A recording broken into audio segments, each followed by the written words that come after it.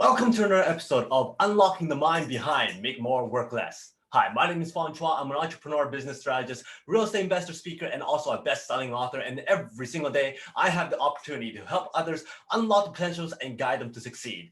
Today on Unlocking the Mind, we're talking about another cognitive bias. And the reason why we do this is so that we can better understand how our minds work, better make decisions, better be prepared when we're put into situations where we need to negotiate or do a business deal or make a decision or just prevent ourselves and avoid certain traps that we may or may not be in. So today's cognitive bias that we're going to be talking about is the confirmation bias. And this is one of the most well-known type of biases because it affects us every single day and affects everyone.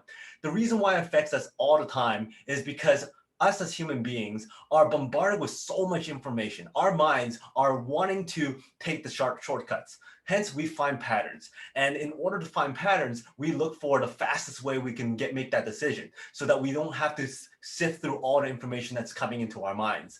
And the thing is, when it comes to the confirmation bias, we tend to find things that are trying to support what we already believe, what our values are, what our upbringing, our background information is, so that we can continue on and confirm that our decisions are correct. So the technical definition for confirmation bias is that it's a tendency to process information by looking for or interpreting information that is consistent with one's existing beliefs. Or it could be like the reaching of a decision unintentionally, and it's ignoring inconsistent information. We always like to find information that supports what we already believe in or what we actually want to believe in. It may not be true, but if we already believe it or we want to believe it, then we actually find information to support that belief or that fact that we want to believe those information. Our brains always take shortcuts, and that's why we do that, so that we are able to proceed with our lives. Because if our brains don't take shortcuts, then it's going to take a long time to process information. And unfortunately, for our safety and for our survival, our brains are very geared towards giving us safety. And that is gearing towards negative information. So if anything that's negative comes along, emotionally, our brains automatically triggers a way of confirming those negative concepts or those negative thoughts. And the thing is, it's very difficult to go against that because that's how us as human beings have survived many generations. If it feels, for instance, if there was a shadow of a bear, well, most likely we're going to run away from that bear, but we most likely may or may not go and confirm whether it's a bear or not.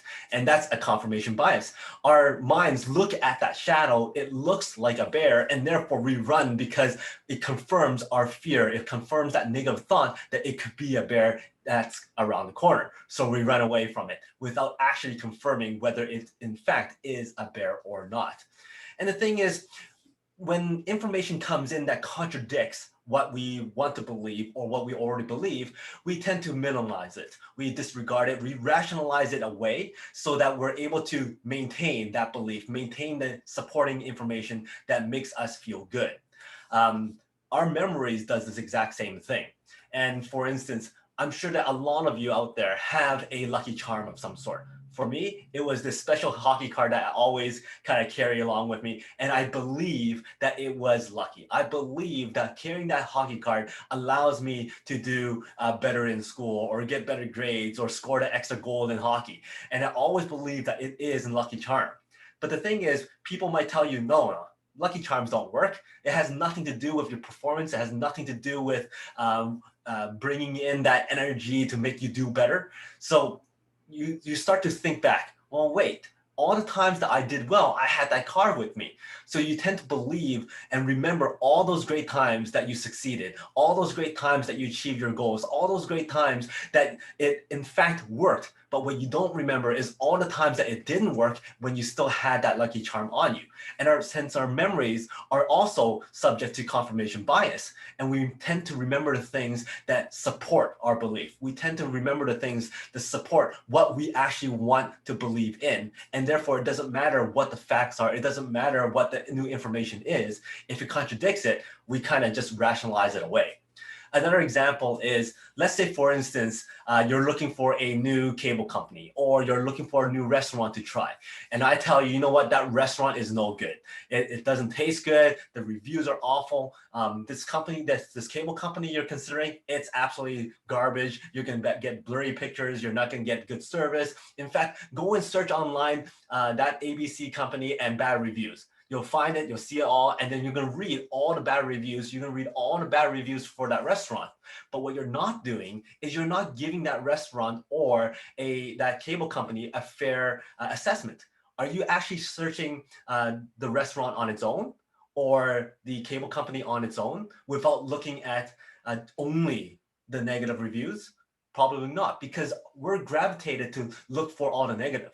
Hence, we're looking through all the negative reviews and going, that's right. We've confirmed that belief, that want to believe that it's not going to be a good suggestion. So then you don't make that decision and you don't go with it. So what we have to do is we need to start looking at things from both perspectives. Go and find the disconfirming information that we're subject to kind of believe in and assess it from a good and bad level. Separate our emotions from it so that we are able to make a better decision. Look at all the information, look at all the facts, talk to other people that in fact is supporting in that in both decisions, and therefore you're able to get more information. You're able to make a better assessment as to what you actually want to do. The thing is, if you look for it, you're going to find it. If you want to find all the bad things in the world, then you're going to find all the bad things in the world. If you want to find all the reasons why not to do something, you're going to find all the reasons to not do something. So therefore, why not look for all the good reasons to do something as well? Compare the two assessments and then make your decision. For instance, politicians do this all the time. Lots of business people do it all the time. They tend to use these confirmation biases so that they get people on their favor. So for instance, let's say if somebody was about to run for a leadership role, and they're calm, they're collected, and they look the part, they play the part, and they're so stoic, they're very calm, they can make good decisions, and they think things through. And then you can sit there and go, wow, that guy is who I want to be my leader. That guy is somebody who's calm, collected, who I want to be able to lead our team to the next level. But if somebody comes along and goes, hey, don't you find that he's a little low energy? Is that really what you want? You want somebody that has such low energy to run your company?